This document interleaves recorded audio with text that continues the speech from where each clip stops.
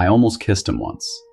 Not at the end of this story, much earlier, stupidly early, when I still worked for him and the door to his office was open and we were arguing about the Whitmore account, and he said something so precisely right that I stopped mid-sentence and looked at him and had about 3 seconds where my brain went completely offline. Then it came back online. I said, "You're right about the framing, but the timeline still doesn't work."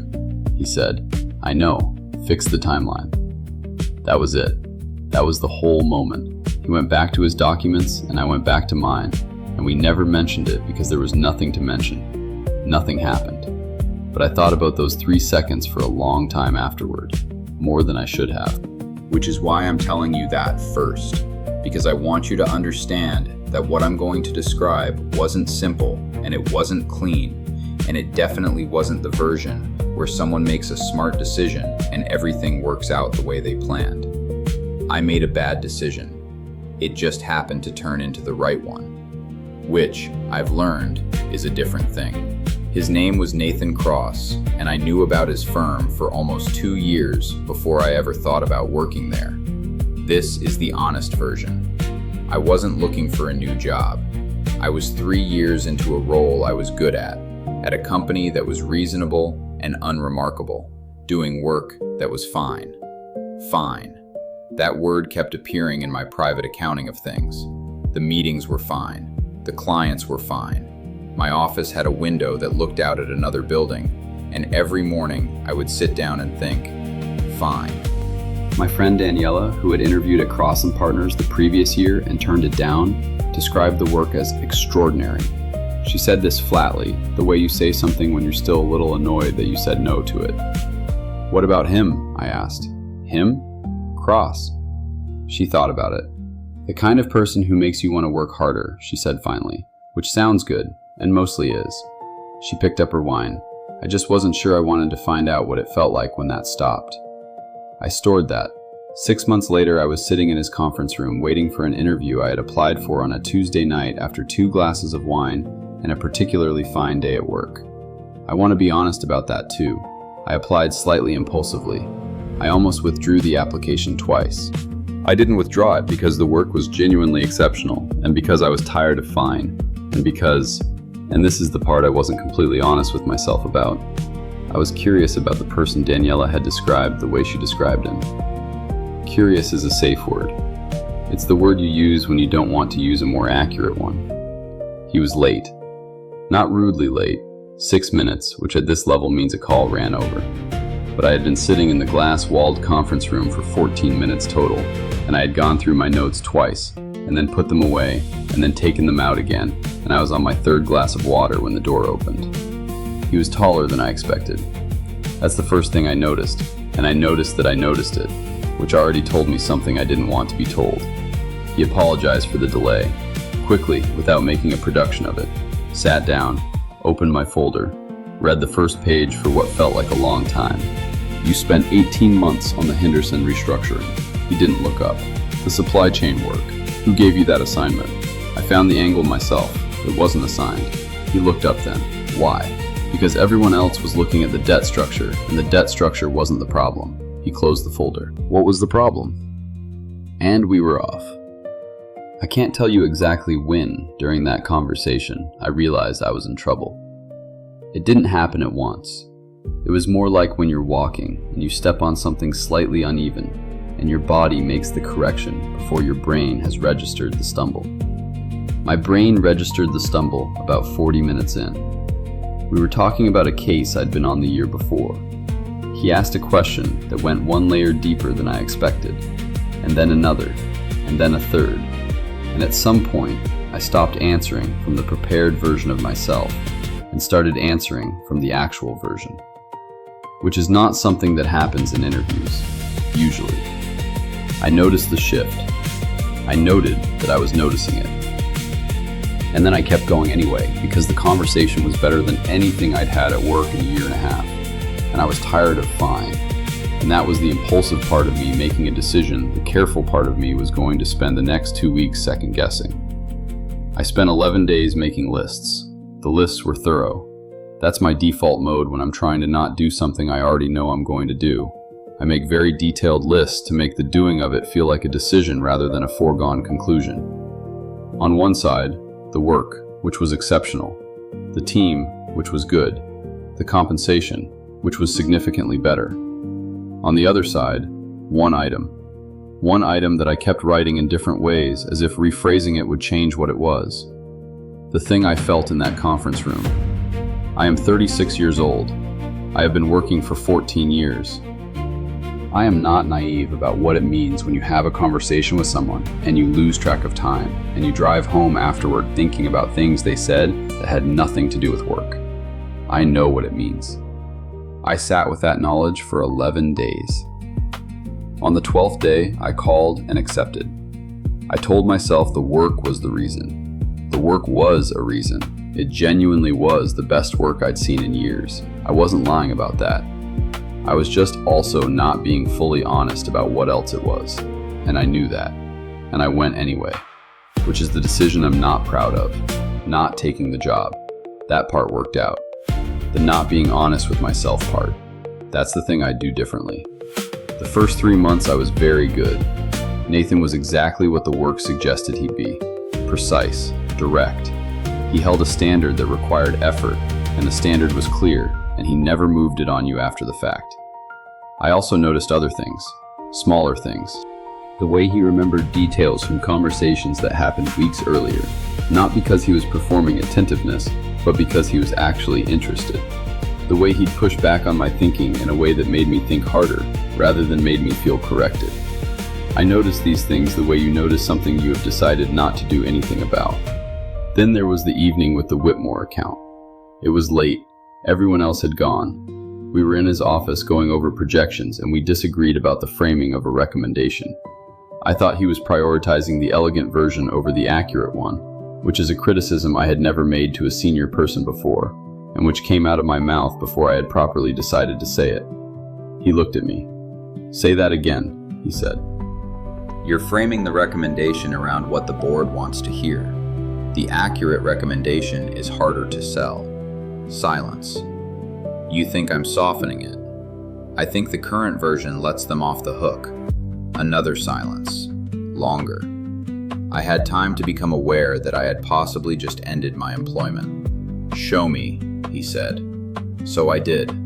I pulled up the model and walked him through it, and by the end he was leaning forward slightly in his chair, and he said, "You're right. Rewrite the framing." And I did. And that's when it happened. The moment I told you about at the beginning. When he said something so precisely right in the middle of the rewrite that I stopped and looked at him and lost approximately 3 seconds to something I wasn't going to name. Then I named it, privately, on the drive home. Then I spent 2 weeks being extremely professional. The 2 weeks after that were also professional. So were the 4 months after that. I want to be honest about this part because I think it's the part people skip when they tell stories like this. The part where nothing happens. Where you make a choice every day to keep the lines clean. And you do keep them clean, and it is not especially dramatic. It's just constant. Like carrying something that doesn't get lighter, but that you've adjusted your posture for.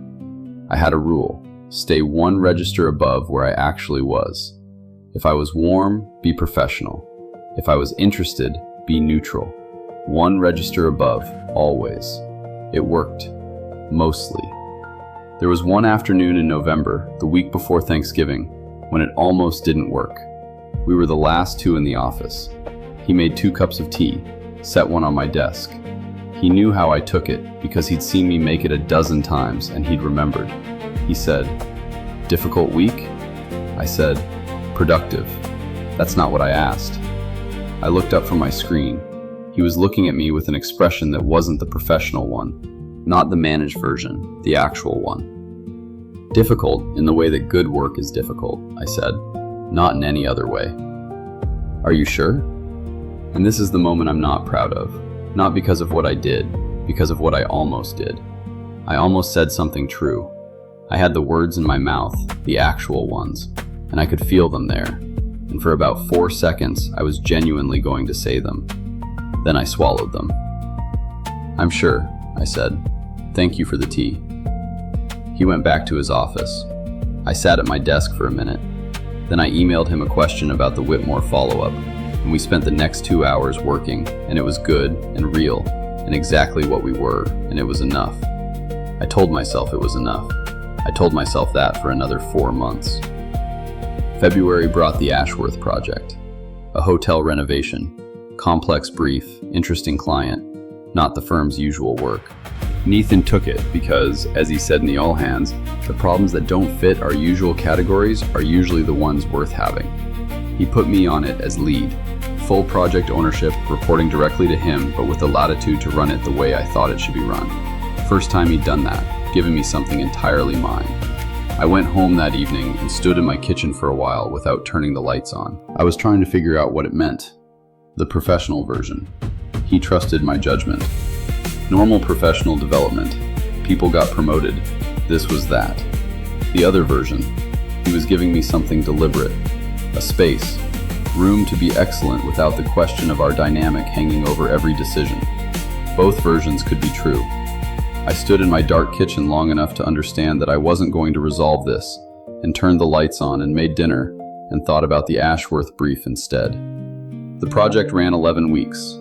It was the best work of my career, not because he wasn't in the room, but because the clarity of full ownership let me make decisions I'd been second-guessing for years. I made some of them wrong. I made most of them right. I didn't hide either from him in the weekly check-ins. He never once said, "I told you so." Not even about the subcontractor I'd picked over his mild objection, who turned out to be the single biggest problem in week 7. "I should have listened about Kelco," I said, in the check-in after that particular disaster. "You made a reasonable call with the information you had. This recovery plan is good." "It's not as good as not needing to recover." "No, but it's what we have, and it's good." I went back to my desk and sat for a moment. He was the kind of manager I had wanted to work for 14 years. That was part of what made it complicated. That was part of what made the decision in March feel like loss and relief in equal measure. I resigned on a Thursday in March, because I had spent 4 months thinking about that November evening, about what I almost said and what I said instead. And I had finally admitted to myself that I was making a choice every day that I was going to have to keep making for as long as I worked there. And the choice was costing me something. Not dramatically, just I was working at about 80% of what I was capable of, because the other 20 was going into the management, the posture, the register. I am the kind of person who needs to operate at full capacity. The decision was actually that simple. I didn't tell him first. I know he would have found a way to ask me to stay, or to restructure things, or to find some path through the complication, because that's the kind of mind he has. It finds paths. But I didn't want a path through. I wanted to be on the other side. So I handed in my notice before he could be part of the decision. He called at 4:15. I let it go to voicemail. Then I sat with that for about 10 minutes, which was the amount of time it took me to realize that letting it go to voicemail was exactly the kind of thing I'd been doing for months, and that I had just resigned, partly in order to stop doing it. I called back. "I'm sorry I didn't tell you first," I said. "Why didn't you?" "Because you would have found a solution. And I didn't want a solution. I wanted to leave." Silence, heavier than the other silences. "Is this about the work?" he asked. "The work was exceptional. I need you to know that." "Sophia." "Yes." "Is this about something else?" Not a question. Said the way he said things he already knew but wanted confirmed. I looked at the ceiling of my car.